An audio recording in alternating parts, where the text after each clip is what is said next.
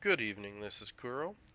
Got a game in my Nicholas. This is kind of a crazy game. It's quick on my end, but definitely impactful. Uh, and just want to highlight, you know, what a destroyer killing monster Nicholas is. Um, there's a lot of discussion about OP tech tree destroyers, um, and or OP premium destroyers that are going to dominate this ranked season. And I want to point out, that there are some really good tech tree options available to everybody, and one of those is Nicholas. Now, I have kind of a potato captain on this. Uh, I think this captain is only 10 points. Uh, Maybe it's 13. I'd have to look, but um, you're gonna see this me just lay waste to destroyers during this game, and it's a quick game by me. Um, this is actually the first game I played Nicholas in ages. Well, probably close to 2 years. So I am a little rusty with how the boat handles the turret rotation speed.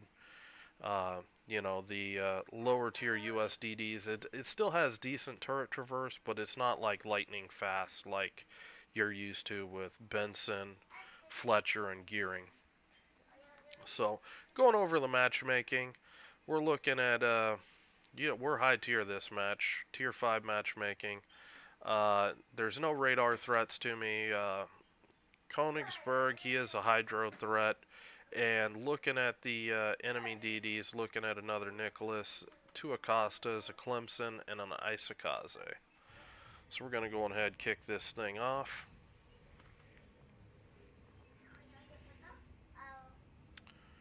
Doo -doo -doo. Come on.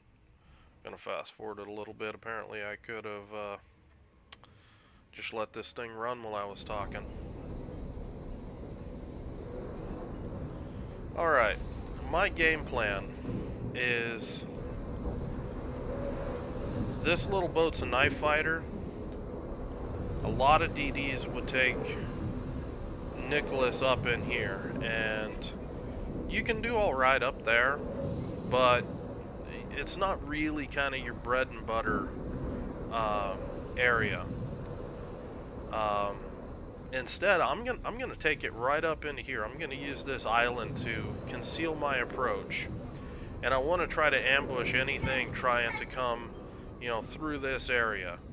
You can see me pointing on the mini map right now. Um, that's my initial game plan. And right here, I'm showing you guys kind of the gun angles that you have. They're fairly decent for three guns. You've got to give a lot of broadside to get that fourth gun uh, back into the mix. It's kind of the same with Acosta. Um, I'm moving the guns to the back so you can see how it is from kiting, and it's even worse kiting. This ship likes to be, aggressive, moving towards the enemy. Uh, you can keep more of your guns on target easier that way than kiting away, and it's kind of the reverse with the Kamikaze sisters. Uh, Gremmy's pretty good coming and going. Um, and again, Acosta is you got one gun that's just like way the hell out there, and you got to give a lot of broadside to get your full DPM. So I'm pushing up here. I see enemy Nicholas get spotted. He's gonna duke it out with my Acosta and my Königsberg. I start to switch my guns, and Acosta jumps up. Now, one thing to note, Acosta doesn't have torps at this stage. They've got slower reloading torps than you do. So, this may look dangerous, but I know he doesn't have torps right now. So, basically his torp should about be up right now. He looked like he was going to try to torp, but my torps kind of forced him out, and with me reversing, he's stuck. I'm just going to farm this guy. and he doesn't really have a lot of options. I mean, he could try to smoke up. That'd be probably his best option at this stage. But, you know, I'm just going to keep using this DPM, and you can see just working this guy down. Just absolutely farm this tier 5 DD. And of course he gets away, one shot, you know, not able to finish. Um, but it is what it is. Um,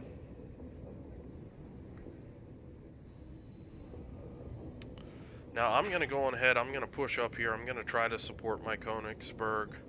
I know there's another DD here, but he just gets evaporated. I think he gave broadside to the enemy Königsberg. Now this is an aggressive play. I'm going to try to do this intelligently where I try to keep the guns of this cruiser out of the fight. These guys are going to be pushing south. I know that. So I've got the enemy Nicholas, and I'm looking to try to take these guys on one at a time. And you look at the DPM. It's solid DPM.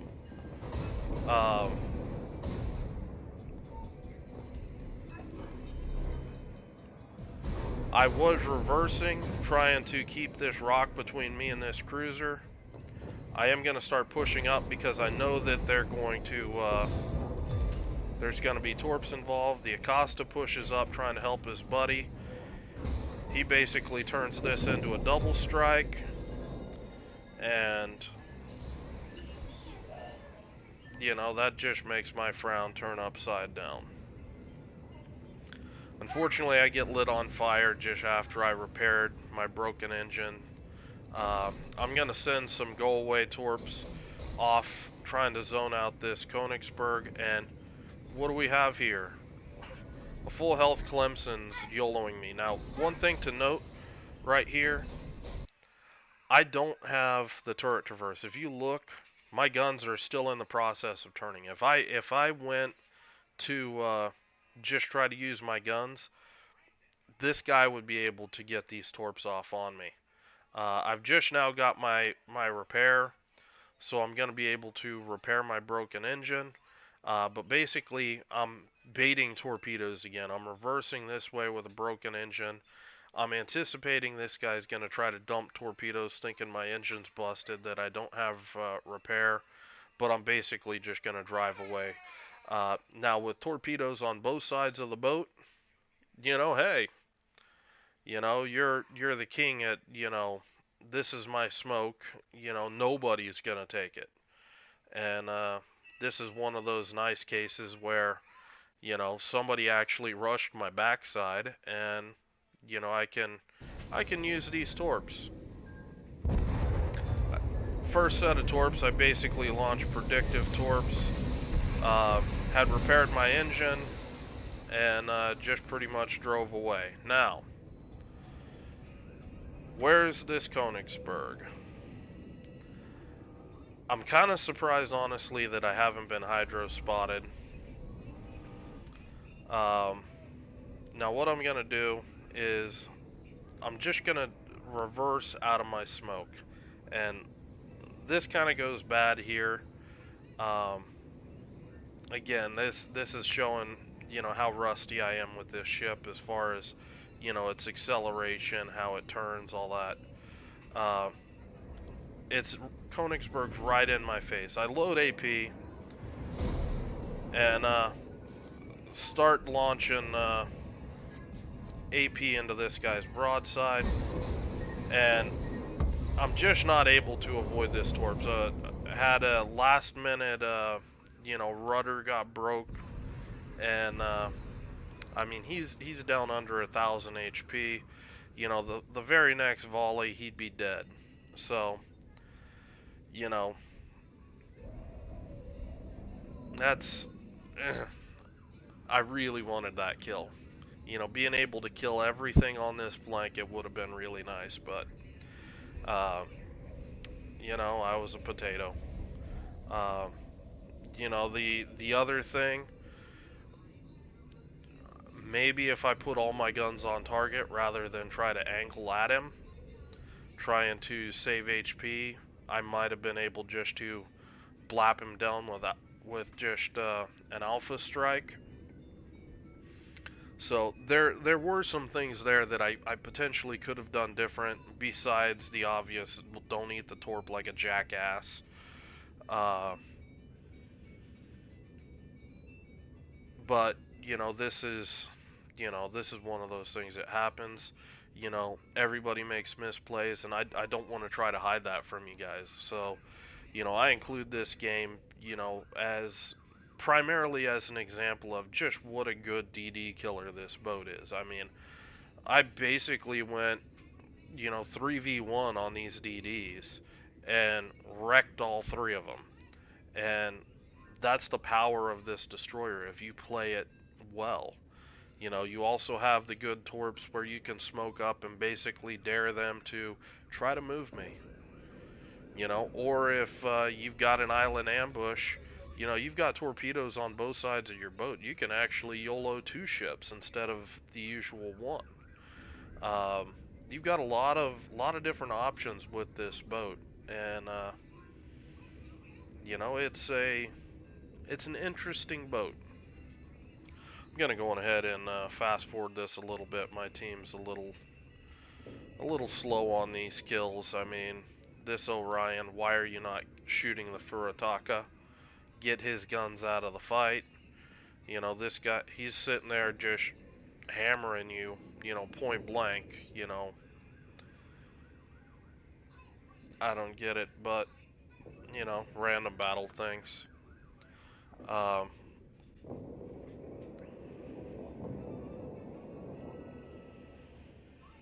this game's starting to wind down. The Kamikaze, this guy's under 1,000 HP, you're healthy, just rush in there and kill him. I was, with the route that he took, I was just half expecting him just to, just try to YOLO torp him and die. And, thankfully this guy plays it right and just opens up on him. This guy's probably pretty saturated. Uh, but he's going to pick up the kill with this volley. And we're going to shift back to this V170.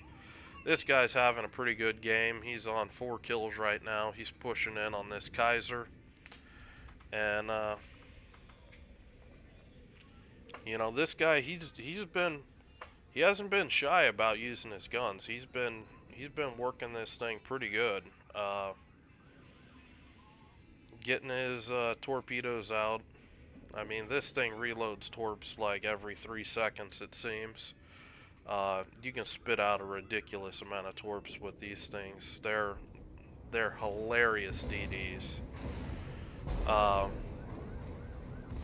He's going to go ahead and launch these last sets of torps.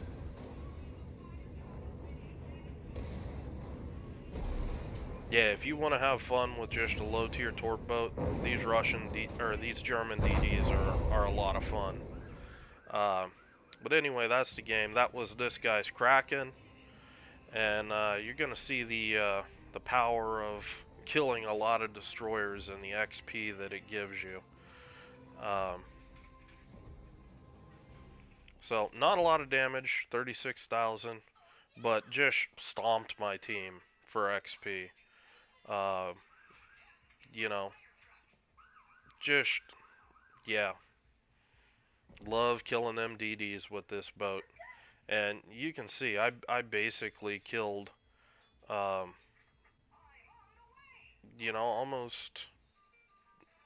almost 3 full health DDs. So, all in all, that's a pretty good game with any sort of destroyer if you've got 3 DD kills like that. So, just wanted to include this game. Talk about Nicholas, its strengths. Its weakness, you don't want to pick fights at extended range. Um, your guns are slow. They do drop off after 7 kilometers. So you don't want to be fighting things like Podvoisky, uh, Gremy, outside of 7 kilometers. I would even extend that to the Kamikaze sisters.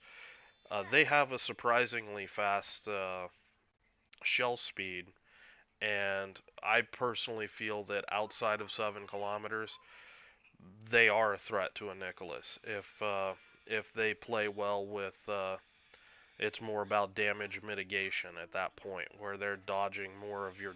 The Nicholas does have higher DPM, but they can mitigate a lot of that by just dancing well, dodging your shots, and then just slamming their HE home on you. So we're gonna have a lot of really interesting destroyer fights with this ranked season. So let me know what you guys think about Nicholas. Uh, Again, with a buddy, it goes without saying. You know, there's a lot of things that you can smoke up that can be real nasty. I've already copied down some of the smoke firing ratings for the tier 5 cruisers. You know, you got a lot that under 7 kilometers where you could smoke off Furutakas, any of the Omahas, Marblehead, Murmansk for some reason is actually rated lower than the Omahas at 6.6 kilometers compared to Omaha and Marblehead at 6.9 kilometers. You know, Königsberg, that thing's got some fantastic guns, all the way down to 6 kilometers. Uh, Emil Burton, 6.2 kilometers. Um, and even all the way down to the infamous Krispy Kreme. That thing has, I think it's 1530 millimeter guns, and the same guns on like the Grammy. Um, the range on them is all the way out to 16 kilometers. That thing can be. I bet you that thing's gonna be a fire starter. That could be an interesting boat. I have one. I've never really played it, so I am interested in seeing if that's going to be an interesting boat. Uh, but all of those are going to sync extremely well with a Nicholas.